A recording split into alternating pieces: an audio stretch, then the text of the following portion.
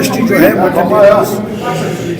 जम्मू कश्मीर में जिस बहरान और मुश्किलात का सामना कर रहे हैं पिछले 6 महीने से, इससे पहले भी हम आपको रूबरू हुए थे और उस बारे में हमने आप लोगों को भी आगाह किया था और सरकार तक ये बात पहुंचाई थी। लेकिन पिछले 5-6 महीने से हम सिर्फ बातें कर रहे हैं और सरकार की तरफ से आश्वासन के बावजूद भी कोई अमली इकदाम नहीं उठाया गया आज तक। आप लोग भी जानते हो कि हम बार बार आपके ज़रिए आला हुकाम तक भी ये बात पहुंचाते हैं कि हमारे साथ आउटसाइड स्टेट खासकर पंजाब में किन मुश्किलात को सामना करना पड़ रहा है हमारे ट्रकर्स को जो नॉर्दर्न स्टेट से हमारा लाइफ स्टाइल दरामद करते हैं कश्मीर के। यह आपको पता होगा कि पंजाब में हमारी गाड़ी को रोका जा रहा है रोज़ाना की बुनियाद पे। एक तो उनके साथ ज़बरदस्ती की जाती है और दूसरा उनके साथ हर ट्रक 10,000 से लेकर 15,000 रुपये वसूल किया जाता है। जबकि ये पूरी जो सिचुएशन है हमने अपनी सरकार के नोटिस में लाया हुआ है और इस बारे में हम निचले से लेकर ऊपर तक चीफ मिनिस्टर ऑफिस तक भी हमने राब्ते किए हुए, मिले भी है। कंसर्न मिनिस्टर से मिले हैं, कंसर्न जो एडवाइज़र साहब है उनसे मिले हैं, डायरेक्टर साहब से मिले, जो कमिश्नर सेक्टर साहब उनसे मिले। सब ने हमें यकीन दहानी करवाई थी कि ये हो जाएगा ठीक, लेकिन अभी तक नहीं हुआ है। अब चूँकि 2-3 बार सरकार ने ये भी बोला था कि हम एक डेलीगेशन भेजेंगे आपके साथ हाई लेवल की, वो पंजाब सरकार से बात करेगी आप लोग के साथ ये ज़्यादती क्यों हो रही है, लेकिन आज तक कहा गया, लेकिन आज तक अभी तक कोई भी डेलीगेशन नहीं गई है। अब चूँकि रिसेंटली एक और मीटिंग हमारी हुई कुछ दिन पहले, उसमें भी यही कहा गया कि इस महीने के लास्ट डेट पे हम एक डेलीगेशन भेजेंगे, लेकिन उसका भी अभी इंतजार है, होगा नहीं होगा। पिछली बार तरह भी उन्होंने बोला था कि हम आपको पूरी तरीके से सपोर्ट करेंगे पंजाब में जो आपके साथ जाते हैं और उसको रोकने के लिए, लेकिन नहीं हुआ। लेकिन अब आज हमने जो ये उजलत में जो प्रेस कॉन्फ्रेंस बुलाई कि वो इसमें वजह यह है कि कल यहाँ पे पंजाब के सीएम आए थे। हो सकता है उनका कोई ज़ाती विजिट हो या उनका कोई पर्सनल विजिट हो, लेकिन उस बारे में हमारे सरकार के आला अहदेदार चीफ मिनिस्टर लेकर कंसर्न मिनिस्टर और दूसरे भी जितने भी एडवाइजर साहब हैं वो उनसे मिले हैं। हमने कल उनको कन्वे भी किया था, हमने चीफ मिनिस्टर ऑफिस को भी कन्वे किया था, कंसर्न मिनिस्टर ऑफिस को भी कन्वे थे कि अगर पंजाब गवर्नमेंट के चीफ मिनिस्टर यहाँ आ रहे हैं, आप इनसे मिल रहे हैं, आपका जो इतना बड़ा इशू है कि यहाँ जो हज़ारों लोग इस काम से वाबस्ता है वो पिछले 6 महीनों से मुसीबत में मुब्तला है, पंजाब में जो इनके साथ ज़ाते हो रहे, आप इस सिलसिले में बात करें ताकि पंजाब गवर्नमेंट आश्वासन दे आप लोगों को और इस जो वहाँ पे जो हॉलिगनिज्म हो रहा है हमारे साथ, इसको रोका जाए।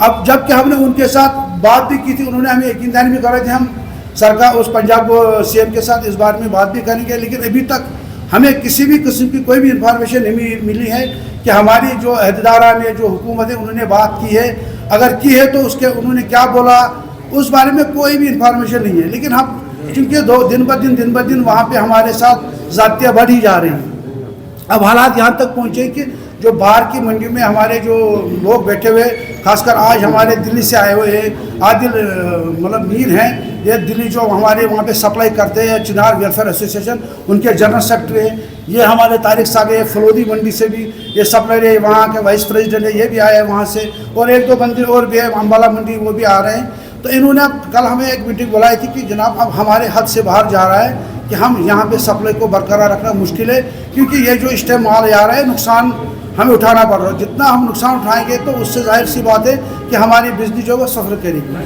अब हालात यहाँ तक पहुँचे कि अब हम शट डाउन की तरफ जा रहे हैं। अब सरकार ने चूँकि यकीन दहानी करवाई हमें कि 26-27 तारीख को एक डेलीगेशन जाएगी, अभी तो हम इस उम्मीद पे कायम है कि शायद वो डेलीगेशन जाए। अगर वो डेलीगेशन गया, हमारा मसला हल हुआ तो ठीक है, फिर सुमोती उसी तरीके से काम चलेगा जिस तरह चल रहा था। लेकिन अगर ये नहीं हो पाया तो 26-27 के बाद पूरे हिंदुस्तान भर में जितनी भी हमारे मंडियाँ जहाँ से हम सप्लाई लाते वो सारी मंडियाँ शट डाउन हो जाएगी और यहाँ पे सप्लाई मुतासर हो सकती है। और उसमें 2 चीज़ें होंगी, ब्लैक मार्केटिंग हो जाएगी और उससे दूसरी बात ये कि रेट हाई हो जाएगी।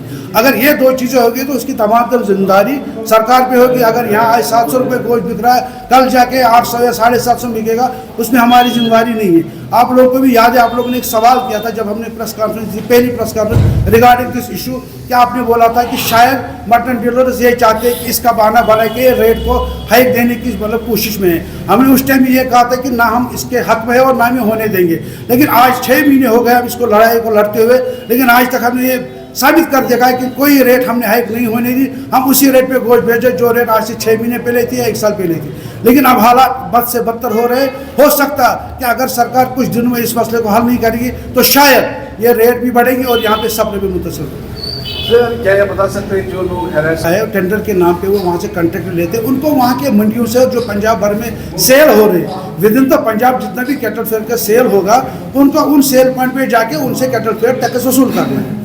हमारा उससे कोई वास्ता नहीं, हमारे गाड़ी नॉर्दर्न स्टेट से आ रही है, सिर्फ हम पंजाब में ट्रांजिट करते हैं और ट्रांजिट के नाम पे वो हमें गाड़ी को रोक लेते हैं, सीधा कहते हैं पैसे दे दोगे तो गाड़ी छोड़ देंगे, नहीं दे दोगे तो हम गाड़ी नहीं छोड़ देंगे। पुलिस से लेकर बिल्कुल बहुत से डिपार्टमेंट के लोग उनके साथ मिले हुए और हो सकता है कि इसमें ब्राइब वाइब का उनका आपस में कुछ मामला हो, उसके पास मतलब वो हम गुस्सुक से नहीं कह सकते, लेकिन हालात वाक़ से ही साबित होता है कि मिली भगत से हो रहा है। वहाँ के एडमिनिस्ट्रेशन भी मिली हुई है, वहाँ के अहदेदार भी मिले और वहाँ के ठेकेदार भी मिले हुए, क्योंकि उनके लिए सोने की मुर्गी है जो अंडे दे रहे रोजाना 5 से 10 लाख रुपये हमसे वसूल कर रहे हैं। देखिए तो जहाँ तक आपका काम है और जहाँ आप तक आप भी मिले, वहाँ के जॉइंट डायरेक्टर से मिले, वहाँ के अपोजिशन लीडर से मिले, यहाँ तक कि पंजाब सीएम के जो हमारे वहाँ पे एडवाइजर थे उससे भी मिले। उन्होंने हमें उस टाइम 3 दिन का टाइम दिया था कि 3 दिन के अंदर आपकी जो मामले है वो हम हल कर देंगे। उसके बाद मैंने 4 बार पंजाब सीएम को मेल पे अपॉइंटमेंट के लिए भी लेटर भी डाले हैं और मैंने 3 बार उसको मेल पे मैंने कंप्लेंट भी किए। वहाँ से तो मुझे यही वापस जवाब आ रहा था कि हम इस पर कुछ काम कर रहे हैं, हम देखेंगे। हमने वो कंसर्न डिपार्टमेंट को भेजा, आपकी जितनी भी जो ग्रीवेंस हैं वो, लेकिन आज तक प्रैक्टिकली कुछ नहीं हो रहा है। उनके साथ हम राब्ते में हैं और यहाँ तक भी हमें वहाँ मतलब अनऑफिशियल में मतलब ये कहना चाहूँ वहाँ से हमें कुछ मिल रहा है, मतलब वहाँ से भी कुछ ऑफिशियल से हम ये कह रहे हैं आप आ जाओ, ये जो बोनस है इनके साथ बात करके सेटलमेंट करके अपना काम चलाओ। हमने कहा हम सेटलमेंट क्यों करेंगे इस बात में, अगर लीगली हमारे ऊपर ये टैक्स बनता है, पंजाब गवर्नमेंट लिख के दे कि ये टैक्स इन ट्रांजिट गाड़ी पे बनता, तो हम अपनी सरकार से कहेंगे जनाब 10-20 रुपये अगर ये पर किलो केजी बढ़ रहा है तो यहाँ 10-20 रुपये बढ़ा दें, जबकि ये बात है ही नहीं, ये बढ़ ही नहीं रहा, ये हमारे ऊपर लागू नहीं हो रहा है। जब लागू नहीं हो रहा तो हम क्यों दे दें, हम उनके साथ बात क्यों करें।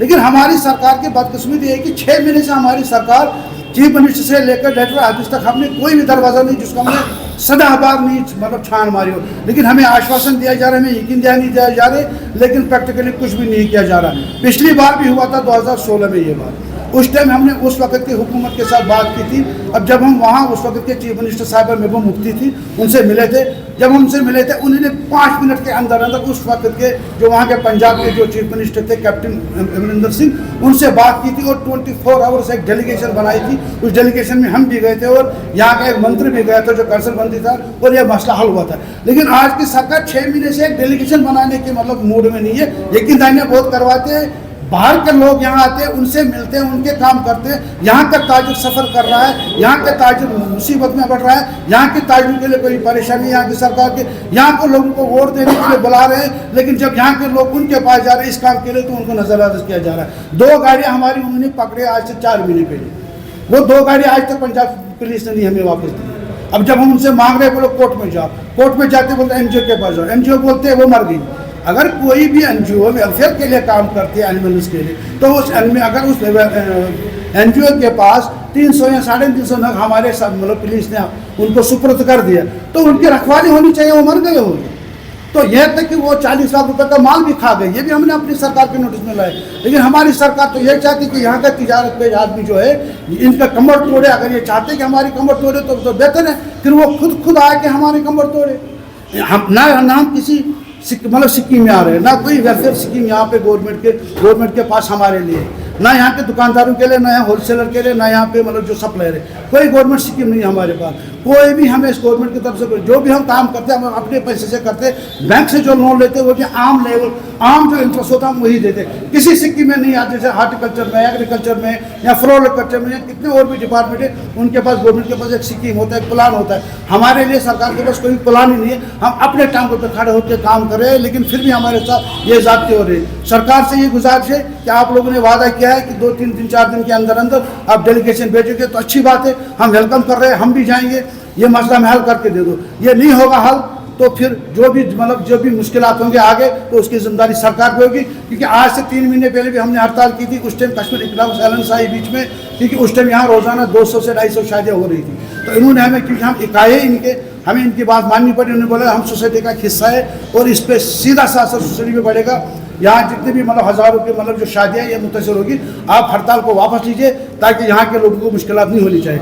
इन्होंने भी यकीन दहानी करवाई थी कि हम सरकार से बात करके, ये भी आए 2-3 बार, इन्होंने भी बात की, इनसे भी कहा गया कि भाई हम कर देंगे, लेकिन आज तक कुछ नहीं हुआ। इसके बाद फारूक साहब से पूछ सकते खोड़दार साहिबानों को कश्मीर के हवाले से जो हमारे कसाब भाई है उनके हवाले से जितने भी मुश्किलात पिछले 1 साल से चल रहे हैं कश्मीर में, अभी तक वो हल होने का नाम नहीं ले रहा है कश्मीर में। ये सबसे बड़ा है मसला कश्मीर के हवाले से। आप देखिए यहाँ पर गोश्त बाकी स्टेटों से ज़्यादा यूटिलाइज होता है, चाहे यहाँ पर शादियाँ हो, चाहे यहाँ पर रस्म चारूम हो, उसमें गोश्त यहाँ पर कंज्यूम होता है।